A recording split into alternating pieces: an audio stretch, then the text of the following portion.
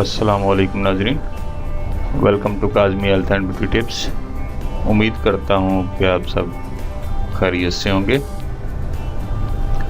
बदहज़मी होने की वजह और इसका आसान घरेलू इलाज।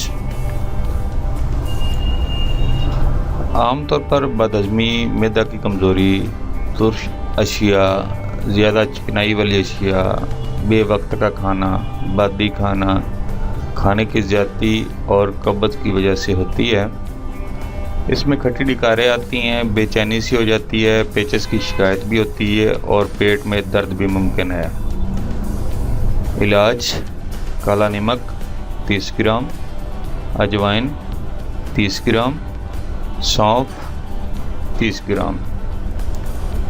सब चीज़ों को लेकर इमामदस्ता या कुंडे में बारीक कर लें। अब ग्राइंडर में डालकर सफ़ूफ बना लें। 1 ग्राम नीम गर्म पानी के साथ खाना खाने के बाद दिन में 2 बार यानी सुबह शाम इस्तेमाल करें। इंशाअल्लाह बदहज़मा की शिकायत दूर हो जाएगी। Thanks for watching. Do not forget like and subscribe.